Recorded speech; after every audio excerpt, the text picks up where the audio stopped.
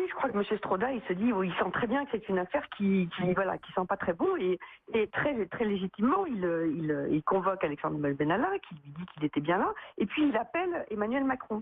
Et évidemment, je ne sais pas ce qu'ils se disent exactement, mais c'est vrai que la sanction qui est prise est très légère, est très légère. Les mots qui sont employés avec un comportement qui ne convient pas, inconvenant, alors qu'il s'agit de violence et d'usurpation d'identité, évidemment, on a l'impression qu'il y a un fossé béant entre ce qui a été fait et la sanction. Et dans ce fossé, derrière ce fossé béant, évidemment, Ariane Chemin, une volonté de protection, vous diriez ?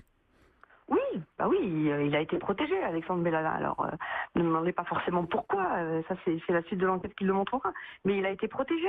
Et c'est vrai que quand personne ne décide de saisir le procureur de la République de Paris, quand ni la hiérarchie policière, ni les politiques décident de s'en emparer, c'est qu'il y a un problème. Donc on peut d'abord imaginer que la police a peur du pouvoir politique et le pouvoir politique il se protège.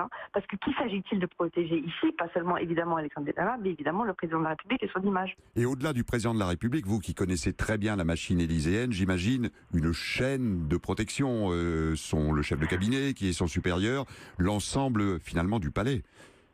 Ce qui est intéressant au fond, quand on connaît un peu la vie politique de la Ve République, c'est qu'il y a toujours des affaires comme ça. On croit toujours que les présidents de la République sont guéris, à force d'avoir vécu par le passé des affaires de ce genre. Et en fait, on retrouve toujours un petit peu ce même genre de personnages, de l'ombre, pas vraiment installés, qui ne figurent pas au journal officiel, dont on ne connaît pas forcément les fonctions exactes, qui suscitent forcément des jalousies, et qui permettent souvent parfois d'éclairer enfin sous la lumière leurs agissements et leurs fonctions exactes.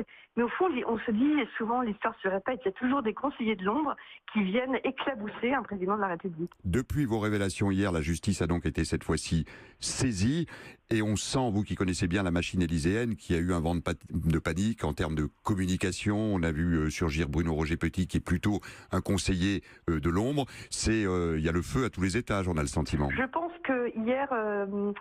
l'Élysée n'a pas mesuré en fait l'impact qu'aurait cette révélation. Et on voit que le vent de panique qui saisit l'Élysée ce matin, avec effectivement ce point presse qui est totalement original, on n'avait jamais vu Bruno Roger-Petit comme ça sortir sous les caméras, et surtout un point presse pour ne rien dire, puisqu'il ne faut que confirmer qu'il n'y aura pas d'autres sanctions que, au fond, un peu comme pour un élève dans une salle d'école, dans le fond, on le met au fond de la classe pendant 15 jours.